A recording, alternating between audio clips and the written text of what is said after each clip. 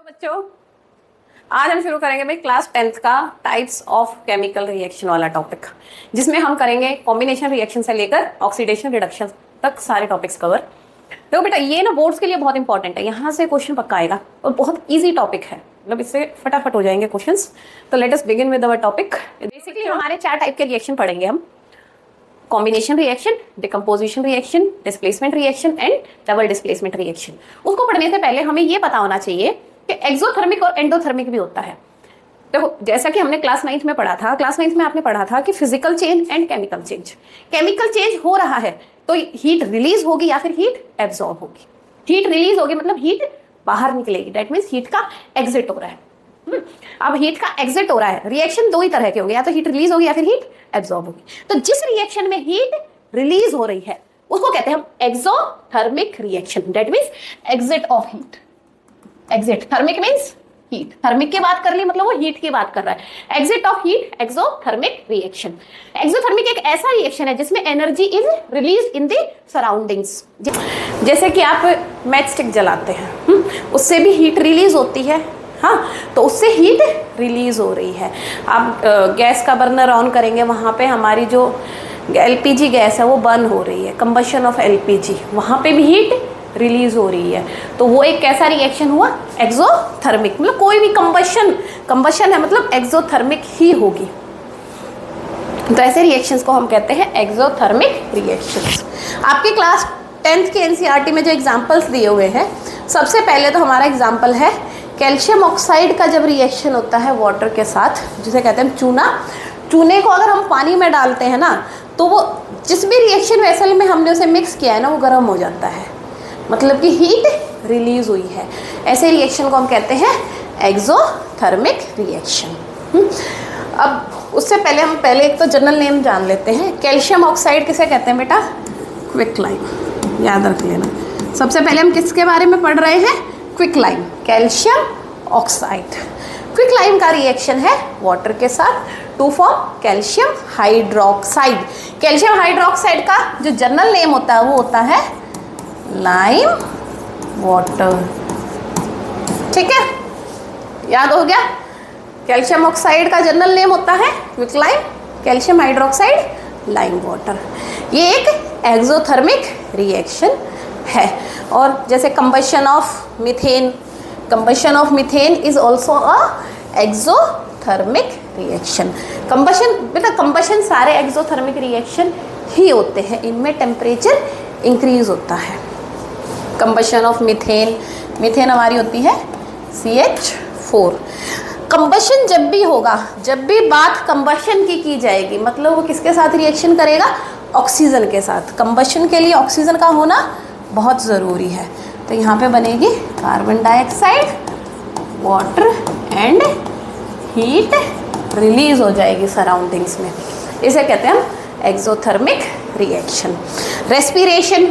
Respiration जब हमारी body में ग्लूकोज का ब्रेकडाउन करती है, ग्लूकोज का ब्रेकडाउन होता है और हमें क्या मिलती है? एनर्जी। तो वो भी एक कैसा रिएक्शन हुआ? Exothermic reaction. तो इसकी अब breakdown of glucose in presence of oxygen, ये भी एक तरह का कंबशन रिएक्शन हुआ। तो क्या केमिकल रिएक्शन बनेगी इसकी? C6H12O6 plus O2 gives carbon dioxide, water and heat. ये हमारा रिएक्शन किसका है? रेस्पिरेशन। बहुत इंपॉर्टेंट है ये भी। यहाँ से क्वेश्चन आता है why respiration is a exothermic reaction?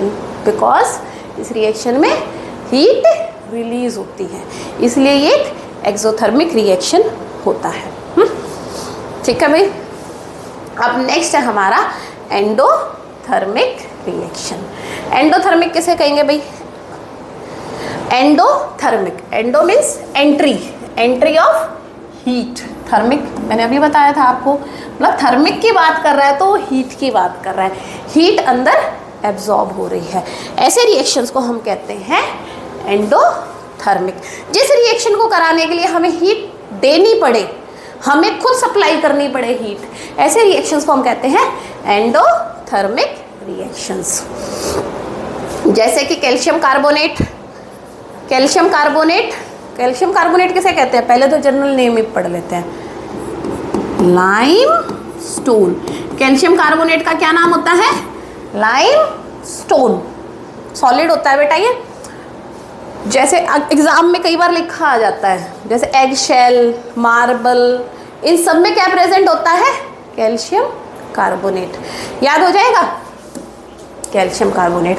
Calcium carbonate को जब हम हीट करते हैं ना, तो हीट करके हमें मिलता है calcium oxide and carbon dioxide. दो टुकड़ों में टूट जाता है ये कैल्शियम ऑक्साइड। क्या नाम पढ़ा था अभी हमने कैल्शियम ऑक्साइड का, quick lime and carbon dioxide. इस रिएक्शन को कराने के लिए हमें हीट सप्लाई करनी पड़ेगी, इसलिए ये रिएक्शन कैसा रिएक्शन है, एंडोथर्मिक रिएक्शन।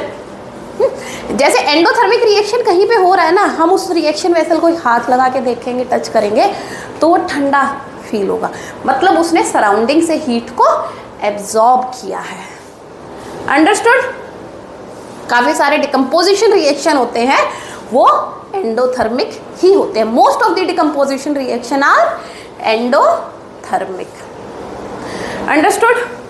जैसे कि हमारा एक रिएक्शन हम पढ़ेंगे अभी कुछ टाइम बाद, break down of silver bromide in presence of heat to give silver and bromine.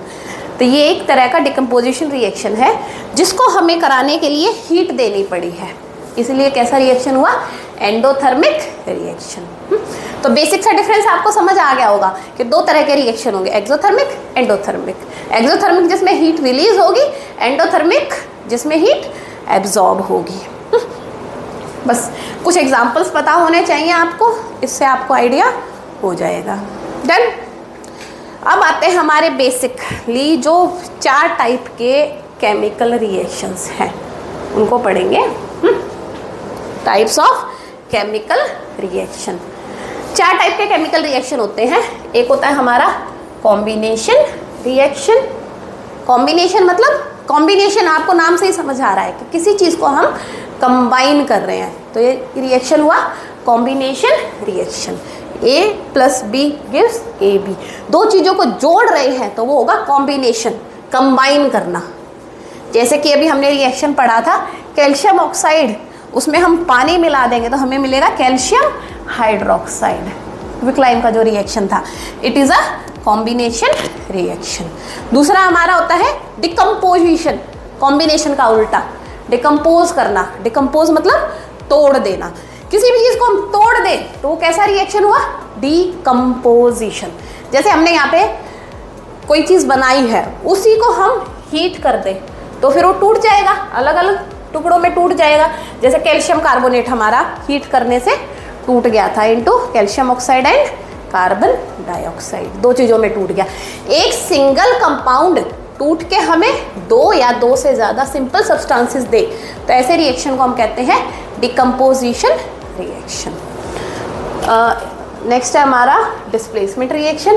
Displacement ऐसे समझो, जैसे आप क्लास में बैठे हो और कोई सीनियर क्लास का बच्चा आ गया तो वो आपको उठाएगा। पहले तो आप कहोगे नहीं मुझे नहीं हटना, फिर वो अपना जोर लगाएगा, मतलब आपसे ज़्यादा ताकतवर है, आपको उठना ही पड़ेगा। तो इसी तरह से कोई ज़्यादा रिएक्टिव एलिमेंट, ज़्यादा ताकतवर से मतलब ज़्यादा रिएक्टिव एलिमेंट जब किसी कंपाउंड के साथ रिएक्ट करती है और उसमें से लेस रिएक्टिव एलिमेंट को बाहर निकाल देती है, लेस रिएक्टिव एलिमेंट को बाहर निकाल देती है उसी के कंपाउंड में से, तो उसको कहते हैं हम डिस्प्लेसमेंट रिएक्शन। मतलब कमज़ोर की जगह किसी ताकतवर ने आके ले लिया। ताकतवर मतलब मोर रिएक्टिव। आगे पढ़ेंगे ये हम double displacement reaction. It is a type of friendly relation. जैसे अभी जो डिस्प्लेसमेंट था वो फ्रेंडली नहीं था, double displacement is a kind of friendly relation. जैसे आप और आपके फ्रेंड सीट एक्सचेंज कर लें आपस में, तो उसको कहेंगे हम डबल डिस्प्लेसमेंट रिएक्शन। मतलब जब दो मेटल्स अपने आयंस को एक्सचेंज कर लेती हैं और 2 अलग कंपाउंड बनाती हैं तो उसे कहते हैं हम double displacement reaction, exchange of ions, exchange of ions होता है जब दो मेटल्स में, तो दो नए कंपाउंड बनते हैं, उसको कहते हैं डबल डिस्प्लेसमेंट रिएक्शन। डिटेल में अभी पढ़ेंगे हम सभी को। अंडरस्टूड? समझ में आ रहा है तो बेटा कमेंट में लिखिए डन।